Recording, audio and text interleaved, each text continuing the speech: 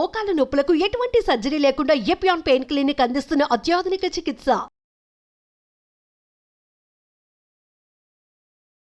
మిమ్మల్ని చూడగానే బేసిక్లీ ఒక క్వశ్చన్ అడగాలనిపించింది నాకు.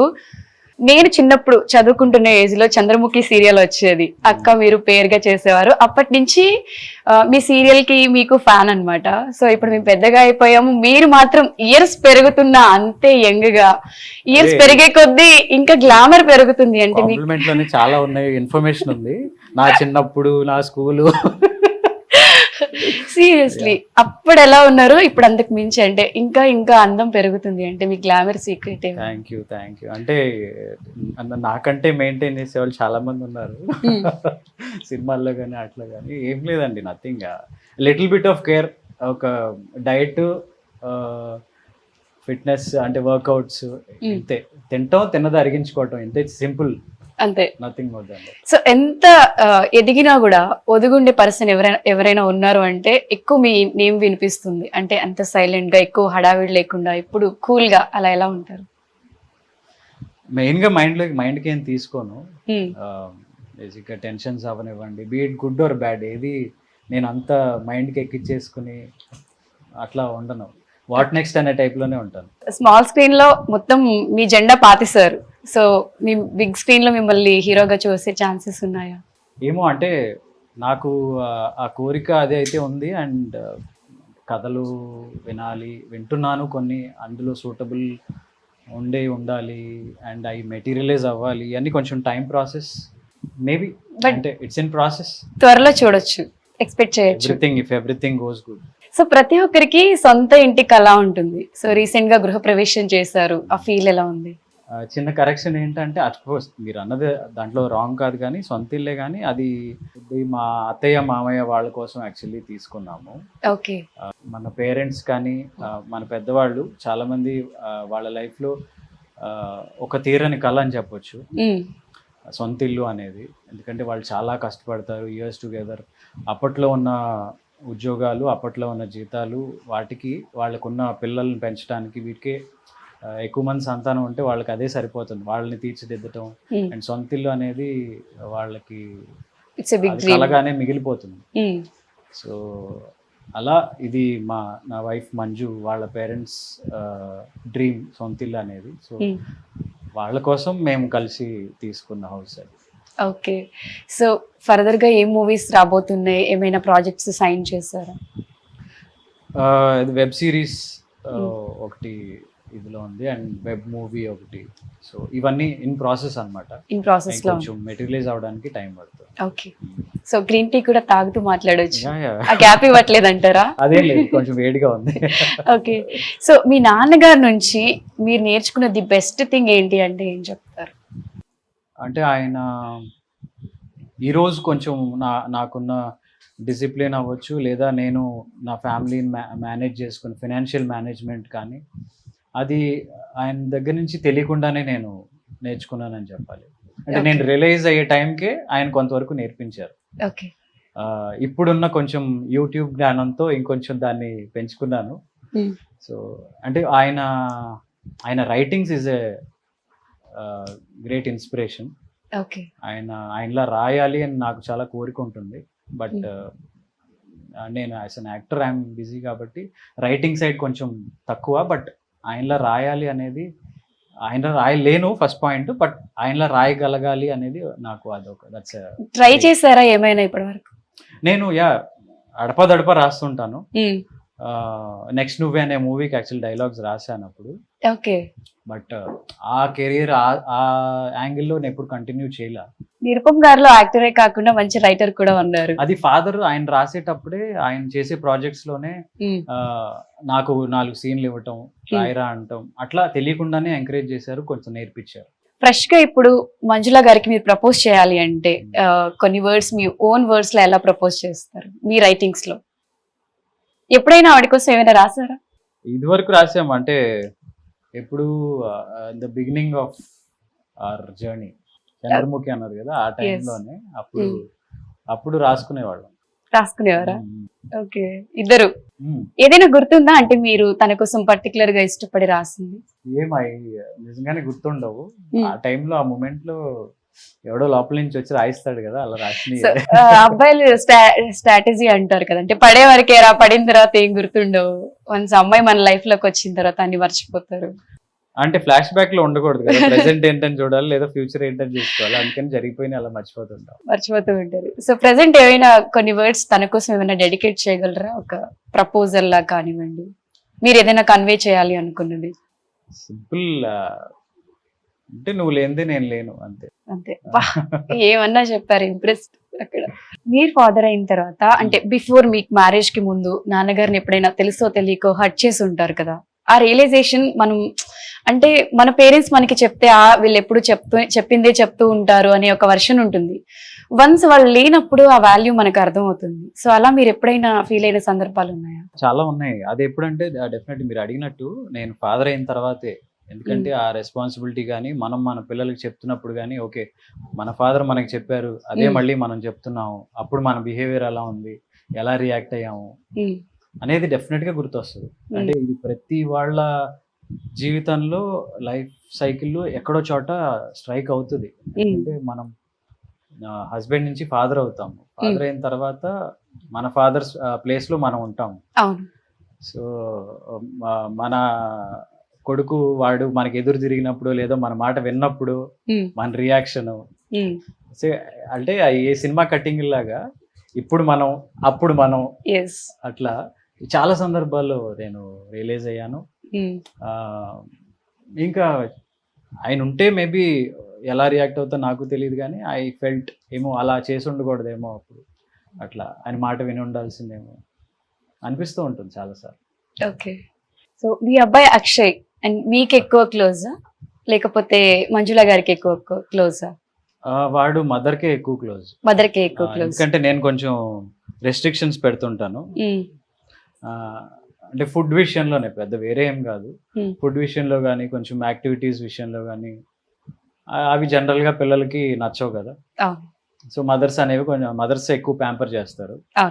సో వాళ్ళ మాట విన్నప్పుడు నాన్నతో చెప్తానని మేము, నాన్న అనేవాడు ఎప్పుడు భయం చూపించడానికే ఉంటాడు. డాటర్స్ ఉంటే ఐ మీన్ లైక్ ఫాదర్స్ ఎక్కువ ప్యాంపర్ చేస్తారు. సో ప్యాంపరింగ్ అట్ సైడ్ నుంచి ఎక్కువగా ఉంటుంది.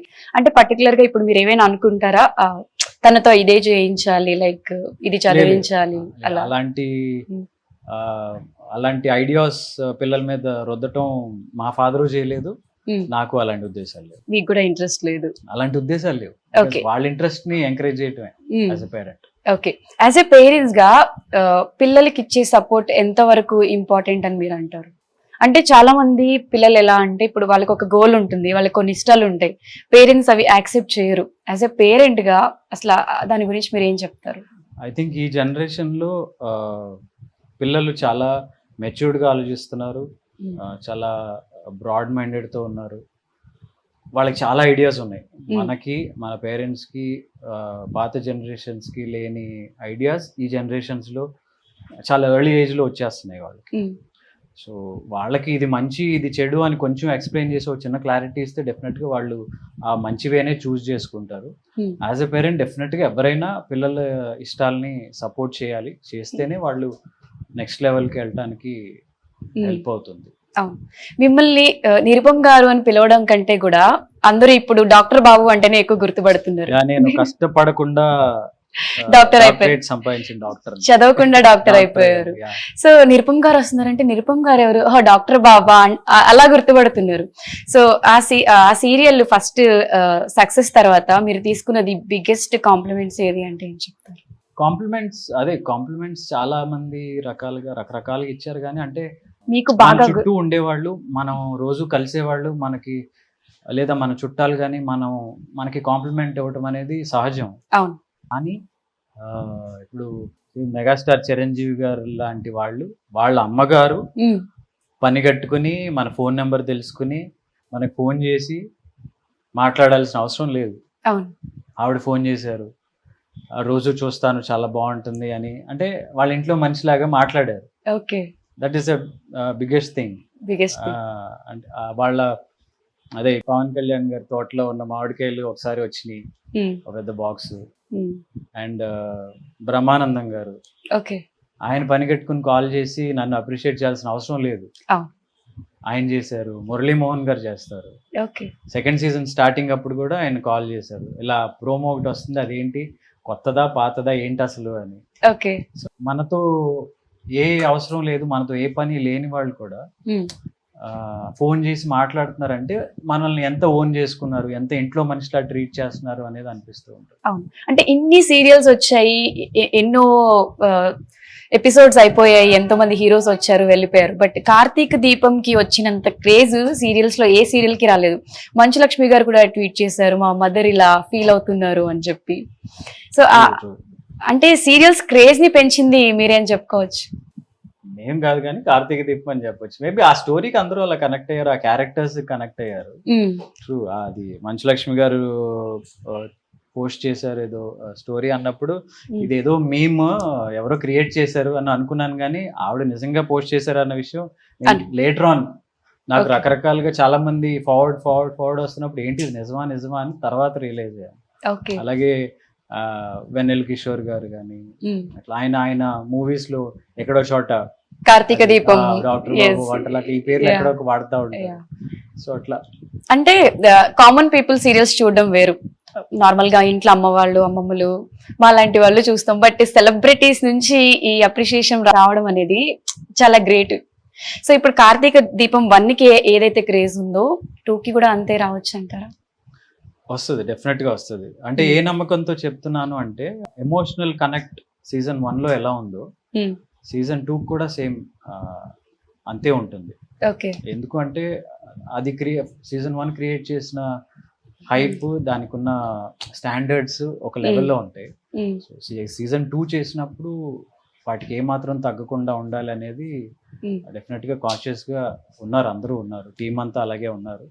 దానికి తగ్గట్టే ఒక మంచి స్టోరీ. ఓకే, ఇప్పుడు అడిగే క్వశ్చన్ ఆల్రెడీ మీరు కొంచెం ఆన్సర్ చేశారు, బట్ ఈ క్వశ్చన్ నేను మళ్ళీ అడుగుతున్నాను. అంటే ఫిట్నెస్ చేసినట్టే కనిపించరు, జిమ్ లో వర్కౌట్ చేసినట్టే కనిపించరు, బట్ అంత ఫిట్ గా ఎలా ఉంటారు? అంటే ఫిట్నెస్ అంటే కండలు తిరగటం లేదా చొక్కాలు వేస్తే చిరిగిపోవటం ఇదే కాదు.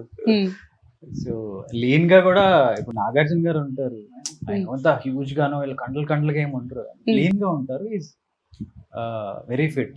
మహేష్ బాబు గారు వాళ్ళు ఏంటంటే ఆ క్యారెక్టర్ కొంచెం మస్కులర్ గా కనిపించాలన్నప్పుడు కొంచెం బల్క్ చేస్తారు బాడీని, otherwise they will be fit and lean. అంటే మీరు సీరియల్ కి వేరియేషన్ అలా ఏమైనా ట్రై చేస్తూ ఉంటారా? అంటే సినిమా అనుకోండి, ఒక 6 నెలల సంవత్సరం కష్టపడితే అయిపోతుంది. మా సీరియల్స్ అలా కాదు కదా, అంత గ్యాప్ ఇవ్వరు, సంవత్సరాలు వెళ్తా ఉంటాయి.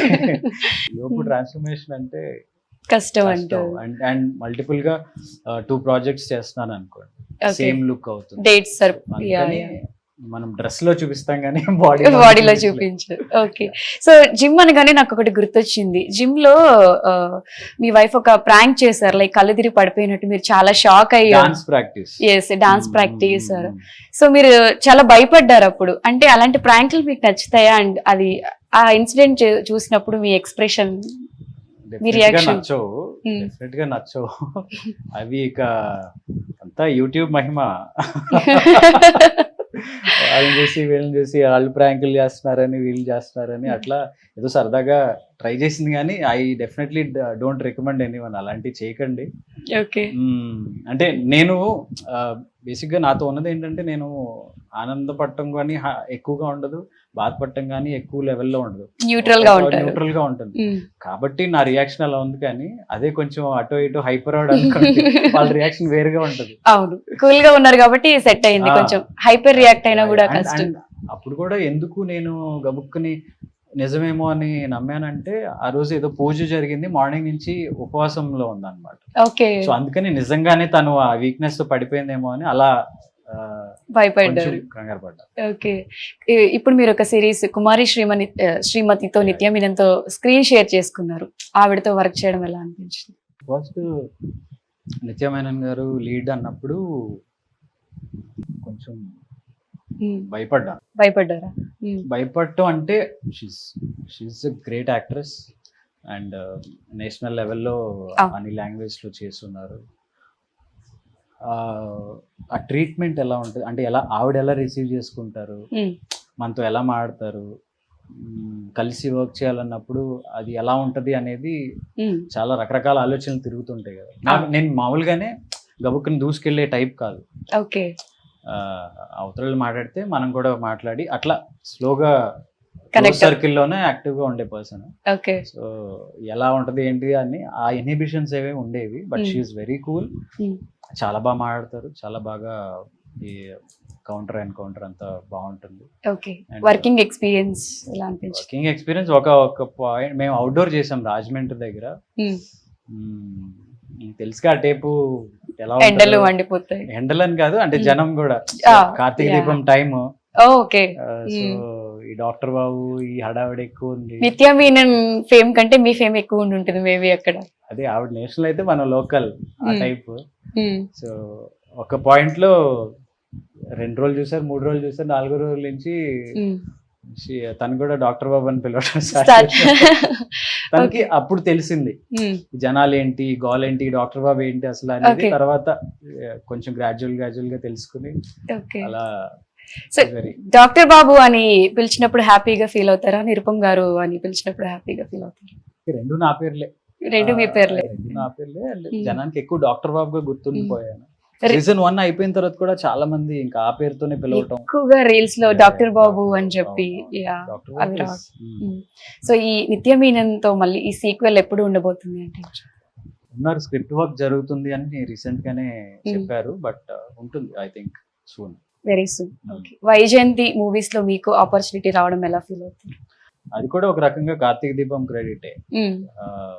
సో స్వప్న గారు, వైజయంతి స్వప్నదత్ గారు, వాళ్ళ అమ్మగారు అమ్మమ్మ గారు వాళ్ళు కార్తీక దీపం చూస్తారు. మీ క్రేజ్, మీ గ్రాఫ్ ని ఇలా పెంచేసింది. వాళ్ళు చూడటం వల్ల స్వప్న గారు అంతకు ముందే పరిచయం.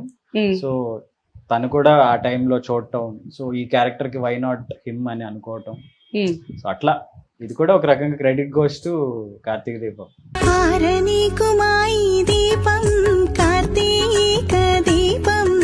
కార్తీక దీపం మొత్తం ఎంటైర్ అంతే మార్చేసింది అంటారా? అదే అంటే మై గ్రాటిట్యూడ్ టు స్వప్న గారు. ఎందుకంటే చాలా మందికి తెలుసు ఏంటి కార్తీక దీపం అనేది ఒక దానికి ఒక క్రేజ్ ఉంది, ఎక్కువ మంది చూస్తారని తెలుసు. కానీ సో అతన్ని మనం ఎందుకు సిరీస్ లో పెట్టాలి అనే థాట్ చాలా తక్కువ మందికి వస్తుంది. సో అది ఆ స్టెప్ తీసుకున్నందుకు ఐ షుడ్ థ్యాంక్ స్వప్న గారు. ఓకే. ఇంకేమైనా వెబ్ సిరీస్ చేయబోతున్నారు? అదే కొన్ని టాక్స్ లో ఉన్నాయండి, కొన్ని ఇంకా ప్రాసెస్ లో ఉంది, అవన్నీ మెటీరియలైజ్ అయితే. ఓకే. సో చంద్రముఖి తర్వాత మంజుల గారిది మీది పేరు మళ్ళీ ఆన్ స్క్రీన్ ఇద్దరు ఒకటే సీరియల్లో చూసే ఛాన్సెస్ ఉన్నాయా? అంటే చాలా మంది వెయిట్ చేస్తూ ఉంటారు మీ పేరు ఎవర్ గ్రీన్ ఎప్పుడు అలానే ఉంటారు అని చెప్పి. ఇప్పుడు కరెంట్ గా ఇమీడియట్ గానా అంటే సీరియల్స్ లో అంటే కష్టం అనే చెప్పాలి. కష్టం అనే చెప్పాలి. అంటే మీ షెడ్యూల్, ఆవిడ షెడ్యూల్ బిజీ అని కాదు, కానీ తను ఏంటంటే she move on to the next category. Okay. Heroine గా చేయట్లేదు కదా తను. సో తన నెక్స్ట్ లెవెల్ క్యారెక్టర్స్ కి వెళ్ళింది. సో అందుకని ఆ మ్యాచింగ్ మిస్ మ్యాచ్ అనేది ఉంటుంది. హీరోయిన్స్ ఇప్పుడున్న టైంలో హీరోయిన్స్ లైఫ్ స్పాన్ అనేది తగ్గిపోయింది. ఇదివరకు ఒక హీరోయిన్ వచ్చిందంటే కొంతకాలం హీరోయిన్ గానే చేసేది. డిఫరెంట్ కాంపిటీషన్ కూడా పెరిగింది కాబట్టి పెరిగిపోయింది. అండ్ ఇప్పుడు వచ్చిన వాళ్ళని ప్రతి కొత్త ప్రాజెక్ట్ కి న్యూ కమర్స్ కావాలి, కొత్త వాళ్ళు కావాలి అంటం వల్ల ఎక్కువ మంది కొత్త వాళ్ళు వస్తున్నారు, ఎక్కువ repeat అవ్వట్లా. Okay. So Hanuman Jayanti రోజు ఎక్కువ టైం టెంపుల్లోనే స్పెండ్ చేస్తారు కదా మీరు, అంత గట్టిగా దేవుణ్ణి ఏం కోరుకున్నారు? హనుమాన్ జయంతి రోజు తెచ్చుకుంటాను. గుర్తు తెచ్చుకుంటున్నారా? ఏం మొక్కుకున్నారు అంటే? అన్ని మొక్కుకుని ఉంటారు. హనుమాన్ జయంతి కాదు కానీ మంగళవారం నేను సుబ్రహ్మణ్యేశ్వర స్వామి గుడికి వెళ్తాను. ఓకే. అక్కడే హనుమాన్ టెంపుల్ కూడా ఉంటుంది. ఓకే. సో అట్లా అన్ని కలిసి వచ్చినాయి. శివుడు అట్లే జనరల్ భక్తి అనేది కొంచెం ఎక్కువ ఓవర్గా లేదు కానీ ఉంది. ఓకే. సో కొంచెం గట్టిగానే కోరుకుంటూ ఉంటాను. ఓకే. బాగుండాలి, అంతా స్మూత్ గా జరగాలి, కొంచెం జలక్లై ఇవ్వద్దు అని. ఓకే. సో ఇంత క్రేజ్ ఉన్న మీకు మూవీ ఆపర్చునిటీస్ ఎందుకు ఎక్కువ రాలేదు అంటే, సీరియల్స్ లో చేసే వాళ్ళకి సినిమా ఆపర్చునిటీస్ ఎక్కువ రావు, సీరియల్స్ అంటే చిన్న చూపు అంటారు, ఇది రీజన్ అని చెప్పుకోవచ్చా? అంటే మీకు క్రేజ్ లేదా అంటే క్రేజ్ ఉంది, you are well talented also, so దానికి రీజన్ ఏం చెప్తారు? అంటే అఫ్ కోర్స్ అందరు చూస్తారు, క్రేజ్ ఉంది, ఇదంతా నిజమే, కానీ ఎంతో కొంత మన స్టెప్ కూడా ఉండాలి. వెళ్ళి కలవటం కానీ, ఒక సినిమా జరుగుతుందంటే డైరెక్టర్ని కలవటం, ప్రొడ్యూసర్ని కలవటం, ఇట్లా ఒక స్టెప్ మనం కూడా ముందుకేస్తే వాళ్ళు కూడా ఓకే వీడు ఉన్నాడు కదా, వీడు సూటబుల్లే కదా అనే ఆలోచన వాళ్ళకి రావచ్చు. బట్ నా సైడ్ నుంచి నేను స్టెప్ వేయను. ఓకే. ఎందుకంటే ఈ షెడ్యూల్స్ ఇవే సరిపోతాయి. అండ్ నేను ఇందాక చెప్పినట్టు గబుక్కుని కొత్త వాళ్ళ దగ్గరికి నేను వెళ్ళటం అనేది, ఆపర్చునిటీస్ మిమ్మల్ని వెతుక్కుంటూ వస్తే కావాలి అనే కూర్చొని, కానీ అట్లా కూడా ఉండదు. కొంచెం బాగా తెలిసిన వాళ్ళు ఉంటే మాట్లాడతాను, కలుస్తాను. ఆల్టుగెదర్ మనమే వెళ్ళి పరిచయం చేసుకుని మాట్లాడాలంటే కొంచెం సిగ్గుతో కూడిన బిడియం వల్ల వచ్చిన ఇవన్నీ ఉంటాయి కదా, అంతే తప్ప వేరేం లేదు. అండ్ మీరు అన్నట్టుగా సీరియల్స్ చేస్తున్నారు కదా అనే పాయింట్ కూడా నేను చాలా చోట్ల విన్నారు. ఓకే, ఉంది, అది కూడా, అది లేదని చెప్పను, డెఫినెట్గా ఉంది. సో ఇన్ ఫ్యూచర్ లో నాన్నగారిలో మీరు కూడా నెగిటివ్ రోల్స్ చేసే ఛాన్సెస్ ఉన్నాయా? ఛాన్సెస్ ఉన్నాయా అంటే ఇక చెప్పలేను, కానీ చేయటం అయితే నాకు కూడా ఇష్టం. చేయడం ఇష్టం. అంటే టీవీలో అయితే చేయను, చేస్తే సినిమాల్లో చేస్తే. టీవీలో యాక్సెప్ట్ చేయరని నా బలమైన ఫీలింగ్. ఓకే. ఎందుకంటే వాళ్ళు ఒక ఇంట్లో మనిషిలాగా, ఓన్ చేసుకున్నారు, సొంత కొడుకులాగా ఈ ఇమేజ్ లో చూస్తారు. సో గౌకు నేను ఏదైనా నెగిటివ్ లేదు ఇంకోలాగా ప్లే చేసి సాడిస్ట్ గానే ప్లే చేశానంటే అంత త్వరగా యాక్సెప్ట్ చేయరు, ఎత్తుక్కుంటూ వచ్చి కొడతారు. So clarity. ఇది పొలిటికల్ టైం కాబట్టి నిరుపమ్ గారు ఏ పార్టీకి సపోర్ట్ చేస్తారు? Weekend party. పొలిటికల్ స్టాండ్స్ ఏం లేవండి. ఓకే. అసలు ఏ కాంట్రవర్సీ లేకుండా, అంటే ఫేవరెట్ పొలిటీషియన్ అలా ఉంటారు కదా, మీకు అలా ఎవరు లేరా? ఉన్నారు కానీ అంటే ప్రతి వాళ్ళల్లో ఒక పాజిటివ్ నెగిటివ్ చాలా ఉంటాయి. సో ఎప్పుడు జెన్యూన్ వీళ్ళు సేవ కోసమే పుట్టిన వాళ్ళు అని చెప్పడానికి లేదు. ఎవరి నెగిటివ్స్ వాళ్ళకు ఉన్నాయి. బట్ ఆ నెగిటివ్ పాజిటివ్ లో పాజిటివ్ డామినేట్ చేస్తా, నెగిటివ్ డామినేట్ చేస్తా అనే పాయింట్ ఉంటది. కానీ ఐఎమ్ నాట్, అంటే ఫాలో అవుతాను కానీ I'm not really active. Okay. Okay, final గా మీ ఫ్యాన్స్ అందరికి ఏమైనా చెప్పాలి అంటే? కార్తీక దీపం ఫ్యాన్స్ మేము రెగ్యులర్ టచ్ లోనే ఉంటాం, కొత్తగా ఏం చెప్తాము. సో సీజన్ 2 కార్తీక దీపం సీజన్ 2 కూడా సక్సెస్ చేసినందుకు చాలా థ్యాంక్స్. డెఫినెట్గా మీ ఎక్స్పెక్టేషన్స్కి తగినట్టే ఉంటుంది. అండ్ రాబోయే కొత్త ప్రాజెక్ట్స్ కూడా మీకు రెగ్యులర్ అప్డేట్స్ ఇస్తూనే ఉంటాను, అవి కూడా ఆదరిస్తారని నమ్ముతున్నాను. Thank you. ఇన్ని ఇంటర్వ్యూస్ చేశాను కానీ బట్ నిరుపమ్ గారితో డాక్టర్ బాబు ఇంటర్వ్యూ చేయాలంటే లోపల కొంచెం లబ్డప్ అనే టెన్షన్ ఉంది, ఎందుకో తెలీదు. బట్ మీ బిజీ షెడ్యూల్లో కూడా మాకు టైం ఇచ్చినందుకు thank you so much. And మా చిన్నప్పటి నుంచి ఎలా ఉన్నారో మా పిల్లలు పెద్దగా అయిన తర్వాత కూడా మీరు ఇలానే హీరోగా మంచి ప్రాజెక్టులు చేయాలి, అందరినీ ఎంటర్టైన్ చేయాలని హార్ట్ఫుల్ గా కోరుకుంటున్నాను.